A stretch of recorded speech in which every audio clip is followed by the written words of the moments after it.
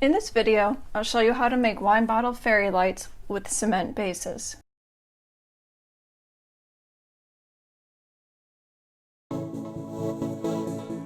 Hey guys, the first step in making these DIY wine bottle solar lights is to remove the labels. Take a heat gun and turn it on to high, and then run it back and forth over the label for about 30 to 40 seconds. Not all labels are made of the same material. Mine happen to be the sticker type, which will be the easiest to remove. If your label isn't the sticker type, there are about a gazillion methods all over the internet, and I'm confident you'll find the one that works for you.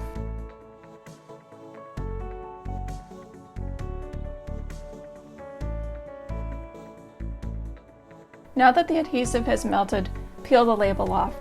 Be careful not to touch the glass because it's going to be really hot.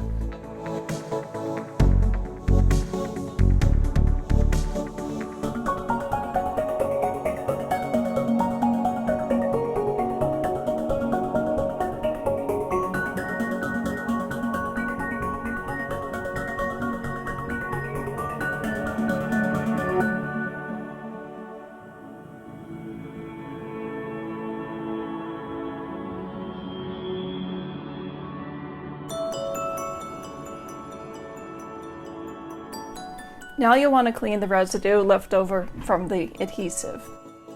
Mineral spirits will work miracles on this stuff.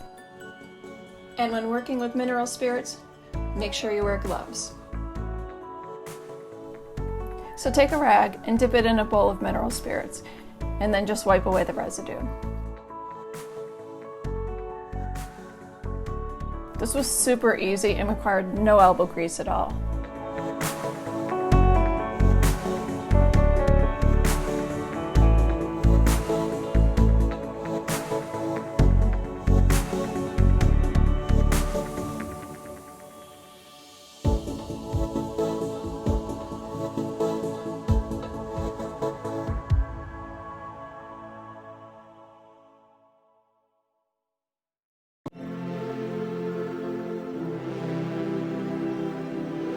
Now you'll start making the mold for the cement base. We're doing this for two reasons. One, to make the wine bottle lights more decorative, but more importantly to give it a solid base so that it doesn't tip over easily in the wind.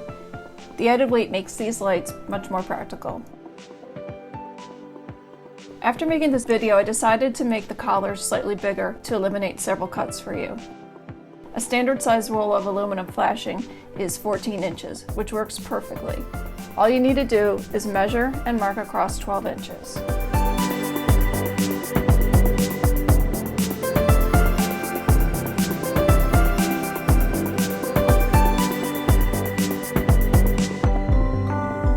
I'm not showing it here, but next you'll divide the 12 inches into 4 3-inch strips. And mark those out, but don't cut them yet. The only cut you'll make in this step is the 12-inch cut down the height of the roll. And keep in mind, these collars are reusable, so you can make these in 2 batches.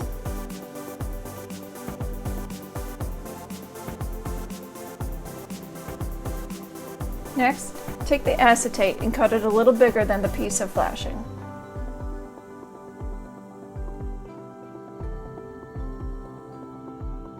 "15 inches by 13 inches will be good. This helps you avoid having to line these up perfectly when you glue them. Again, I'm not showing the whole process for this step here, but what you'll do is take the spray adhesive and spray it onto the acetate. Then place the acetate onto the flashing and trim the excess with the X-Acto blade.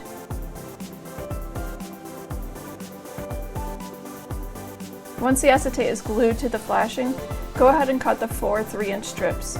Again, I only did 3 here, but you'll have 4.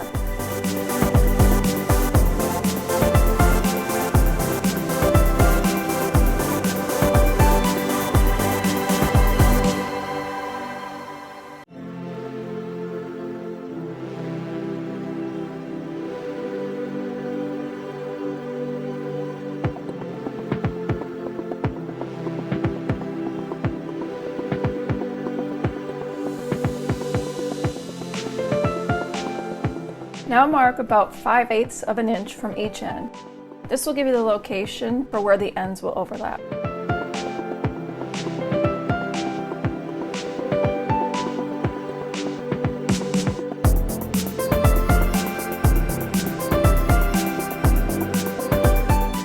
overlapping because butting the ends together won't give the collar its nice round shape.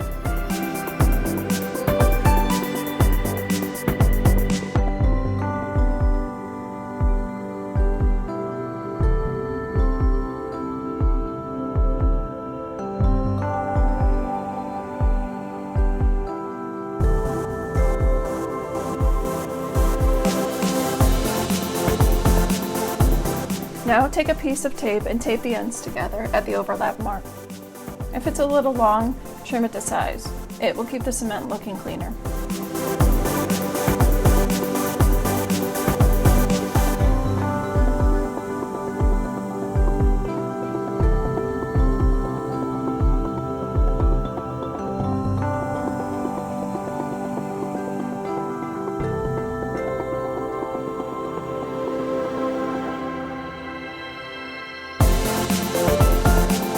You'll want to know how far down into the collar you should place the bottle.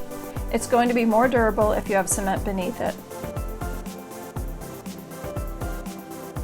So measure from the bottom to 2 3/4 of an inch up. Mark that dimension in 3 spots around the bottle. This measurement allows you to have a cement bottom that's 1/4 of an inch thick.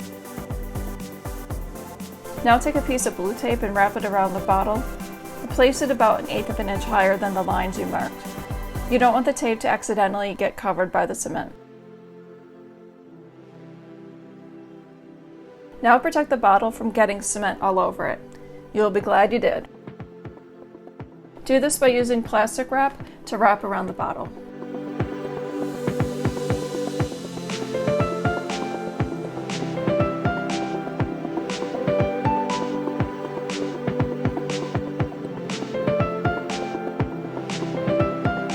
You'll secure it by adding a piece of tape to the seam, but don't go too much past the top of the blue tape.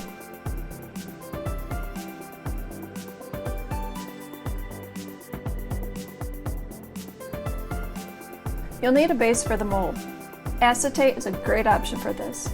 Although I only had 3 squares here, you'll cut 4 of them, 1 for each collar. They should be 5 inches by 5 inches. And then glue the collars to the bases from the outside.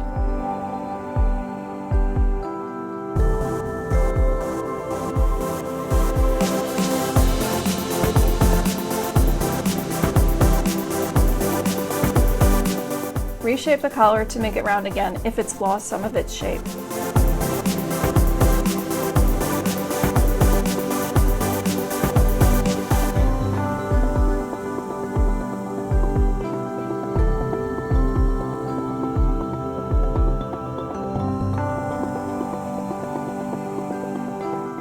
Now it's time to mix the cement.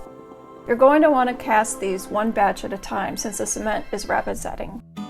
You can make the next one as soon as you finish casting the first one.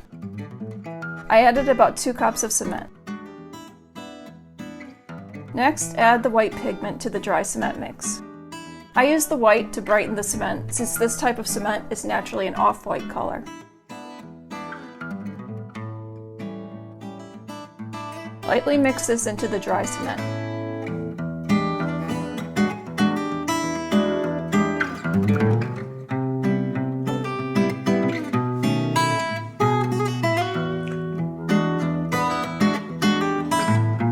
Next, add the water. I recommend using cold water to give you a longer working time, which is especially helpful when you're working with pigments.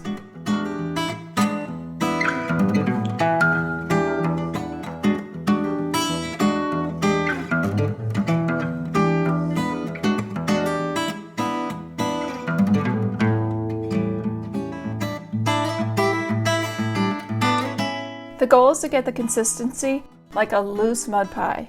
It's too runny if you can easily pour it. This is more of a glop it into the mold consistency.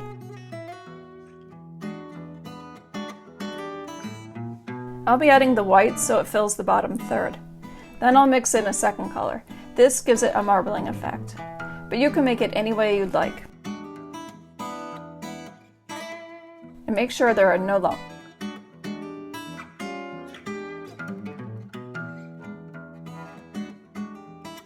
Here's the glop I speak of.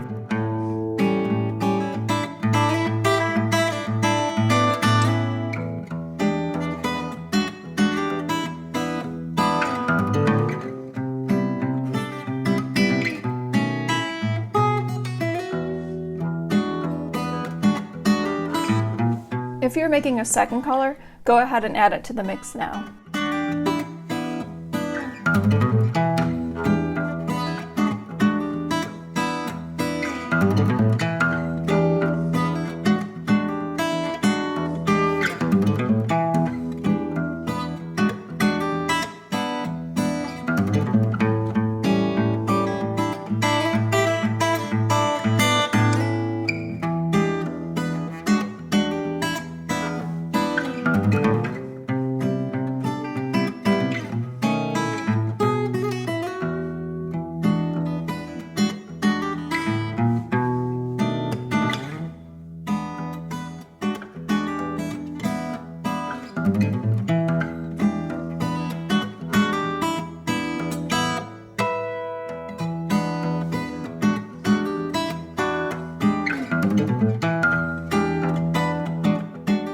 Vibrate the collar at this point to help work out the air bubbles.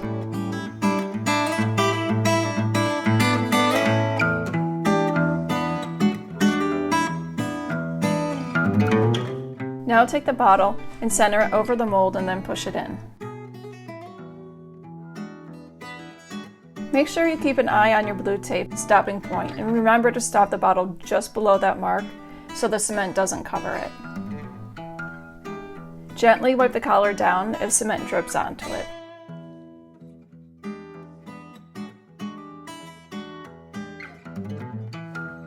Check again that the bottle is centered and also standing up straight. It's easiest if you look at it from a couple of different angles.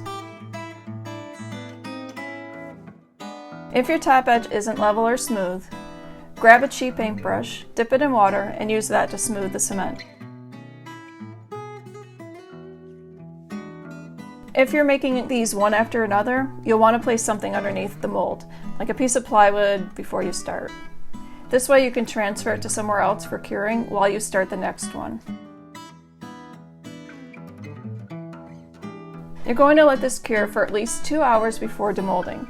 However, I recommend you set a timer for about 20 to 30 minutes and then come back to remove the blue tape. This way you can be sure it doesn't stick.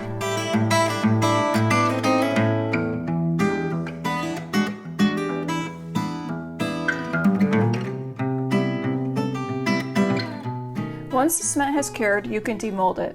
After I made this first bottle light, I started demolding it from the collar first.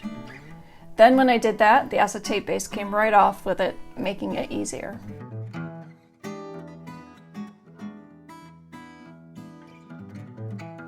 Don't forget to save the acetate base as well as the collar so you can use these for the second batch of the last 4 bottles.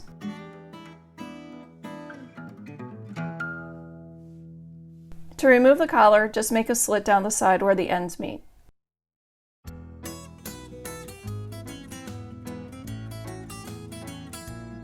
You may notice that the bottle is pretty messy.